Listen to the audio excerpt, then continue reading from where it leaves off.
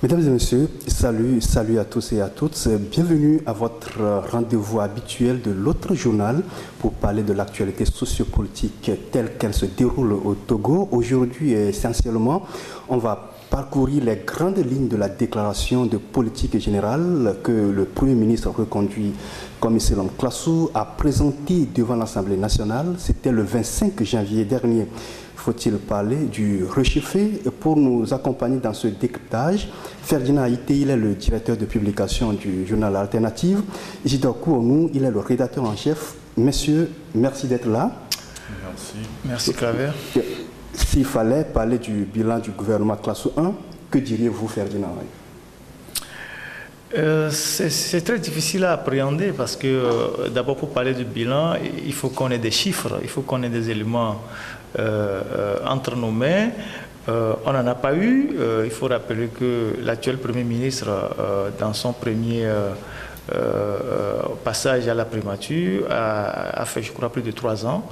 Et on sait généralement que le Premier ministre au Togo est devenu un garçon de course du président de la République parce que la Constitution a été suffisamment toilettée, le Premier ministre n'est qu'un faire-valoir.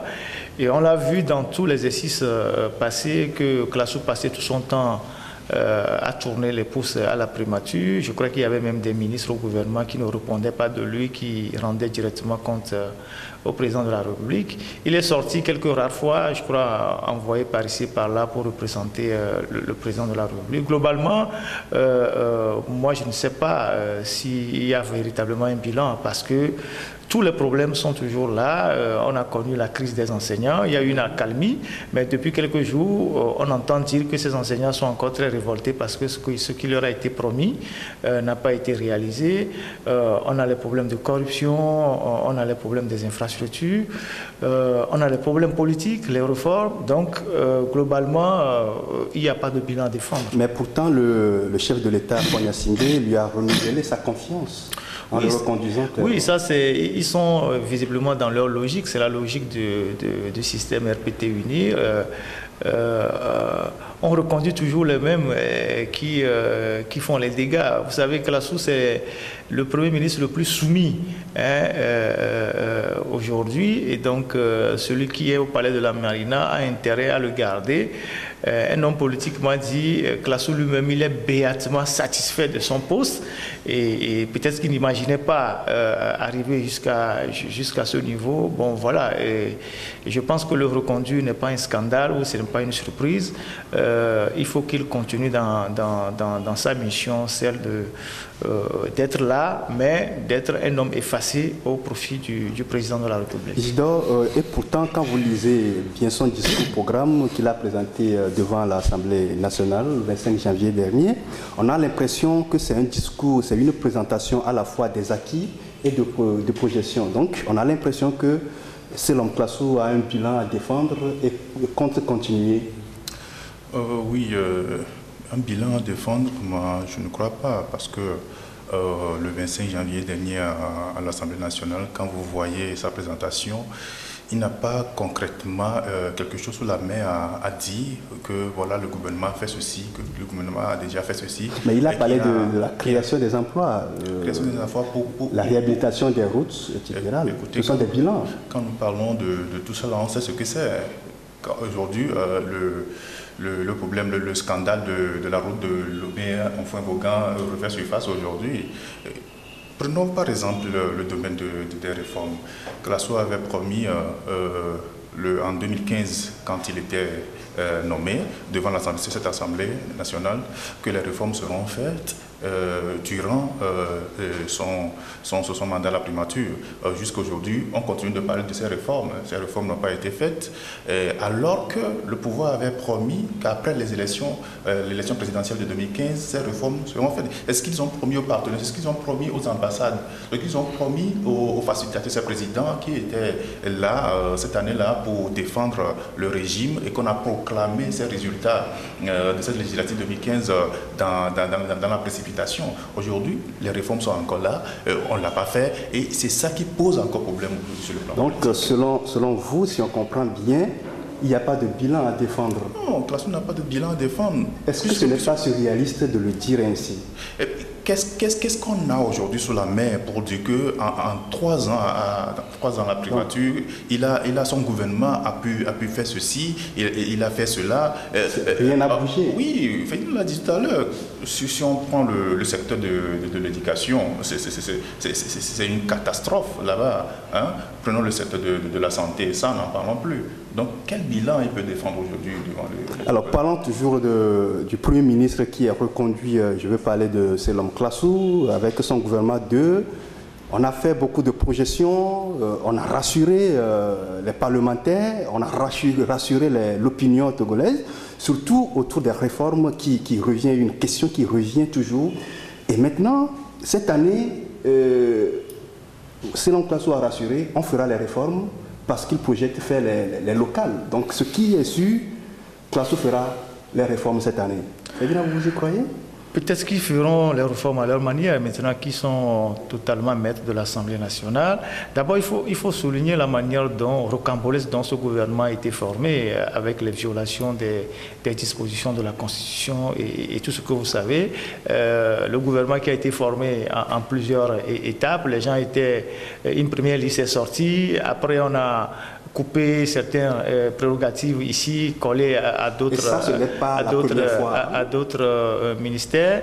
Les gens étaient en mission à Cotonou, ils ont été rappelés rapidement de rentrer à Lomé pour se faire nommer ministre. Je veux parler de Folie Bazi. Il y avait même une dame qui était chez la coiffeuse, et puis on l'a appelée qu'elle est ministre. Il faut qu'elle rejoigne rapidement le Premier ministre pour aller à l'Assemblée. Elle n'avait pas fini de se faire coiffer. Elle a dû prendre... un tissu. Vous faites allusion à qui? Elle a dû prendre un tissu pour cacher une partie de la tête qui n'était pas bien faite par la coiffeuse pour se présenter devant les députés. Donc, quand on forme un gouvernement dans cette pagaille totale-là, je ne sais pas ce que vous attendez d'une équipe comme ça. Maintenant, pour revenir au fait, je suis vraiment désolé. La question des réformes, ça remonte à 2006 avec l'APG, le 20 août, et depuis, on est autour de cette question-là, et le pouvoir, visiblement, ne veut pas bouger, du moins, ne veut pas faire les réformes telles que préconisées par l'APG, parce qu'en les faisant, ils risquent de perdre le pouvoir. Alors, maintenant, comme ils sont totalement maîtres de tout, et puisque l'opposition a boycotté les législatives et qu'ils ont mis UNIR et ses accompagnateurs à l'Assemblée nationale, maintenant, ils vont pouvoir peut-être faire les réformes à leur manière. C'est peut-être pour ça qu'ils parlent de la réalisation des réformes. On attend de voir sur ces questions de réformes qui sont devenues fondamentalement, et cette question qui est devenue, excusez-moi, fondamentalement, comme j'ai eu déjà à le dire, un véritable serpent de mer. Oui, et Isidore, Classo a dit que les réformes seront faites dans le respect de la feuille de route de la CEDEAO. Oui, on a écouté cette déclaration. Bon, c'est pas surprenant, étant donné qu'on a en et face... ça, c'est une bonne foi affichée. On a en face un régime qui se complaît dans des déclarations pour plaire aux partenaires. Et puis, alors que derrière, c'est autre chose qu'on pense. Si aujourd'hui, Classo veut faire les réformes selon ce qui a été cité par la feuille de route de la CEDEAO, on sait que l'expert de la CEDEAO a pondu un projet de loi aujourd'hui. Même ce projet de loi ne plaît pas au pouvoir. Le pouvoir veut contourner ce projet pour déposer ce qui est l'avantage à l'Assemblée nationale. Bon, aujourd'hui, il a fait cette déclaration. On attend de voir si réellement la bonne foi dont tu parlais tout à l'heure, si la bonne foi y est réellement, on verra si c'est à la base de cette proposition de loi ou d'autres propositions qu'ils vont adopter à l'Assemblée nationale. Sinon, ces questions de réforme, ça revient à chaque élection. Oui, ça justement, revient chaque maintenant, année. à qui la faute si on remonte au passé, depuis 2014? Oui, non. est-ce qu'on ne peut pas imputer cette faute-là à d'autres? Oui, à l'époque, pour faire bien le débat, nous avons de situer bien les faits. À l'époque, le pouvoir dit, si vous voulez qu'on fasse les réformes, alors concédez-moi un mandat. L'opposition dit yes. Et voilà, des années passent, les réformes sont là, Faure Gnassingbé est toujours au pouvoir. Est-ce qu'on pouvait lui concéder au moins un mandat? Et aujourd'hui, on en serait là pour parler du dernier mandat de Faure Gnassingbé. Ferdinand. Il y a des gens qui ont pris des engagements. En politique, quand on prend des engagements, il faut les respecter. Et c'est l'accord politique de Global le 20 août dernier. Et n'oubliez surtout pas que c'est cet accord politique qui a permis à Faure d'être plus fréquentable et que c'est la classe politique de l'opposition a fait un énorme sacrifice malgré les morts qu'il y avait eu en 2005 pour aller signer un tel document. Alors, si quelques mois après avoir signé ce document, parce qu'on est confortablement assis dans le fauteuil présidentiel et qu'on a commencé par être fréquentable, on jette tout ça par-dessus bord et on refuse d'engager les réformes. Je pense que nous ne devons pas souffrir pour situer les responsabilités. Maintenant, le reste, c'est la politique politicienne. Et de toutes les façons, on sait fondamentalement que ceux qui s'opposent aux réformes, c'est les gens du pouvoir parce qu'ils tiennent à conserver ce pouvoir ou ce fauteuil présidentiel aussi longtemps que possible. Oui, on parle également des élections locales. Oui, les élections locales, c'est une promesse, sont des promesses depuis longtemps que le régime promet organiser ces élections locales. Bon, cette année, ça revient avec plus d'acuité. Ils disent qu'ils vont l'organiser. Je pense que c'est le Premier ministre qui disait au plus tard, dans le mois de mai, oui, ces élections seront organisées. Bon, on verra, puisque aujourd'hui, ce que demande le peuple, bien les autres formations politiques, surtout de l'opposition, c'est les réformes. Il faut d'abord faire les réformes avant d'arriver à ces élections-là. Yeah. Parce qu'aucune élection ne peut plus se faire au Togo sans réforme. Et sans ces réformes-là, le régime, lui, il a un boulevard qui est grandement ouvert pour passer et mettre ses pions partout où il veut pour pouvoir mettre la main, concentrer tous les pouvoirs entre sa main. Alors, Ferdinand, faut-il attendre les réformes avant de faire les élections locales, surtout d'autant plus que aujourd'hui, le problème de la décentralisation se pose avec acuité. Il faut attendre les réformes d'abord avant de s'engager dans cette aventure des élections locales. Sur la question de réforme, je viens de me prononcer. Maintenant, pour les locales, c'est une partie de l'ensemble qu'on vient de détailler. Et le pouvoir ne veut pas organiser les élections locales. Le pouvoir ne veut pas aller à la décentralisation depuis des années. Ça ne date pas d'aujourd'hui, c'est depuis le temps des Adema. Et c'est normal parce que par la nature même du régime, ils ne peuvent pas accepter d'aller dans une décentralisation. Mais quel est l'enjeu? Oui, parce qu'une dictature est un pouvoir concentré, ce n'est pas un pouvoir déconcentré. Ils ne peuvent pas... c'est ce que les gens ignorent. Quand on tient un régime comme le nôtre, qui est une dictature, c'est-à-dire qu'une dictature, c'est une concentration du pouvoir dans les mains de l'individu, on ne va pas à la décentralisation, parce que décentraliser le pouvoir signifie diluer le pouvoir. Et donc, c'est normal que il n'y a rien de surprenant qui s'oppose à la décentralisation depuis des années. Maintenant qu'ils ont des pressions pour organiser ces élections locales, parce que quand vous voyez l'état de nos villes, surtout les villes de l'intérieur, c'est une catastrophe totale. Et même les services élémentaires de base n'existent pas. Vous allez dans les villes, le ramassage des ordures, les cimetières, les points d'eau potable, tout ça c'est laissé à l'abandon. On a parachuté des individus qui sont là, certains qu'on nomme délégation spéciale. Je rappelle que dans la loi, une délégation spéciale, c'est en réalité pour 6 mois. Et qui sont là depuis des années, qui s'enrichissent sur le dos des populations à la base, qui construisent des immeubles. Certains sont même âgés au point qu'ils ont même des difficultés à parapher des documents. Et ce sont ces gens-là qui tiennent nos villes. Donc, ce n'est pas étonnant qu'aujourd'hui, les villes à l'intérieur du pays, y compris même Lomé, sont dans un état de délabrement total. Il suffit d'aller au Bénin, à côté, pour voir l'état des villes, ou d'aller au Ghana pour voir comment les villes sont dynamiques, comment il y a des projets, il y a des bibliothèques, il y a des écoles, il y a des centres culturels qui sont construits dans toutes ces villes-là, et que les villes tournent. Et donc, je ne les vois pas organiser une décentralisation qui les amène à diluer leur pouvoir. C'est pour ça que la loi sur la décentralisation qui a été récemment votée, vous avez bien vu qu'elle a été organisée de telle sorte qu'à Lomé, il n'y ait pas un maire. On a dit qu'il y aura juste un conseil municipal, mais qui ne désignera pas un maire. Donc, ils ont fait les trucs de manière à ne pas perdre ou à ne pas diluer leur pouvoir. Donc, moi, je ne vois pas réellement s'il y a une démarche sincère pour conduire le pays vers une décentralisation inclusive et réelle qui permette aux populations de base de prendre le contrôle des villes, des localités et pouvoir agir sur la gestion. Est-ce que tu as une fois vu une dictature confier une partie du pouvoir oui, mais on se rappelle que Faure Gnassingbé avait convoqué les chefs traditionnels à propos, il a procédé par une concertation. Oui, non, ça c'est pour montrer aux yeux du monde entier que bon, ils veulent faire quelque chose, alors que derrière c'est autre chose. Je parle tout à l'heure de la dictature.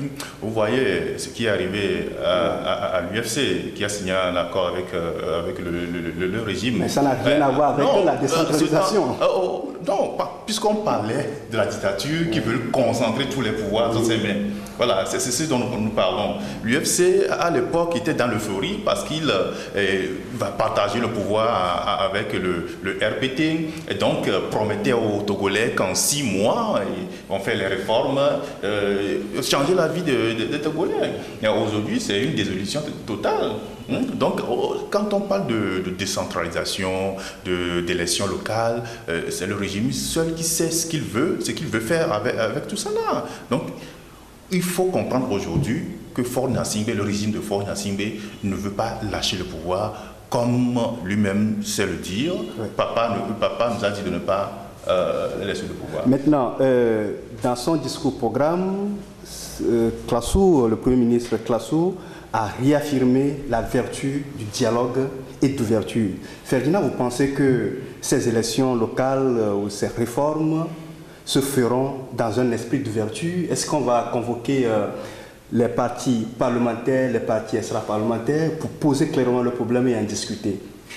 Non, on connaît la conception du dialogue du régime depuis des années.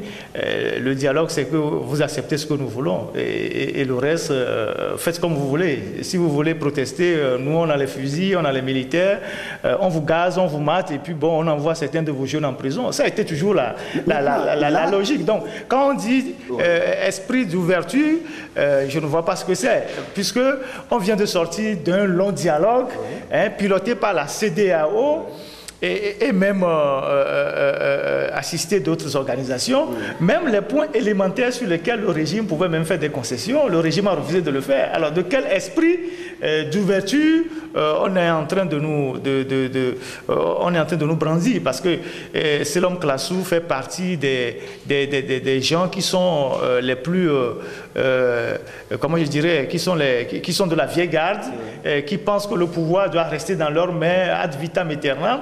Donc, je ne pense pas qu'il y a quelque chose d'intéressant à attendre de tout ça. Ce sont des mots qu'on lance comme ça, ce sont des phrases qu'on balance comme ça, pour faire croire aux partenaires que oui, on gère un pays, mais nous sommes des gens prêts à ouvrir le pays à d'autres forces, alors que fondamentalement, ou dans la pratique habituelle, on est fermé, on concentre tous les pouvoirs dans les mains d'un seul individu ou d'un clan, et on gouverne le pays comme on veut, on ne rend pas compte aux populations, et on ne pense pas que il faut dévier de cette trajectoire-là qui consiste à garder le pouvoir le plus longtemps possible. Donc c'est des mots que Classou balance de part et d'autre à chaque fois que l'occasion lui permet. Si on bafoue les valeurs relatives au consensus, il serait difficile de reconstruire la déchirure social. Ah oui, mais surtout avec cette histoire de réforme et des élections locales. Malheureusement, ceux qui dirigent ce pays ne voient pas les choses sous cet angle-là. Pour eux, c'est la conservation à tout prix du pouvoir. C'est ça le seul projet de société. Bon, pour les autres... Mais de l'autre côté, il y a le désir de conquête du pouvoir aussi qui anime. Oui, le désir de conquête de pouvoir, bon, on parle de l'alternance. Est-ce que c'est normal qu'un seul individu ou bien qu'une seule famille prenne en otage un pays depuis 50 ans? Bon, les autres aussi veulent venir au pouvoir. Ils ont raison.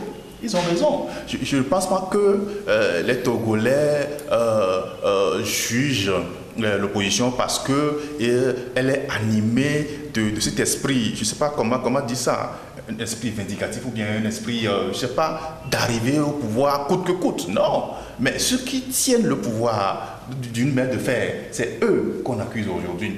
Ils sont là, mais ils ne veulent rien faire. Ils ne veulent pas faciliter la vie aux populations. C'est ce qui est cynique, c'est ce qui est déplorable. Nous sommes à quelques mois, ou bien disons ainsi, pour ne pas exagérer, nous sommes à quelques mois des élections présidentielles en 2020.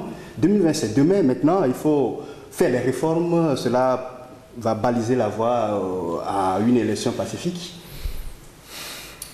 Ferdinand? Non, je pense que il y aura blocage. Les naïfs peuvent croire à ça parce qu'il n'y aura pas de réforme sans rapport de force réel. C'est ce que j'ai toujours dit. La politique, c'est une question de rapport de force. Vous savez, quelqu'un comme Joachim Atouti-Agbobli pendant longtemps a essayé de décortiquer cette théorie-là. Sans rapport de force, on n'avance pas. Mais si c'est en face, vous êtes en face d'un régime et que vous ne lui opposez pas le rapport de force conséquent, le régime ne bougera pas. Merci Ferdinand, merci Isidore. On va marquer une pause et puis on va entamer la deuxième partie dans quelques secondes. Merci de nous avoir suivis.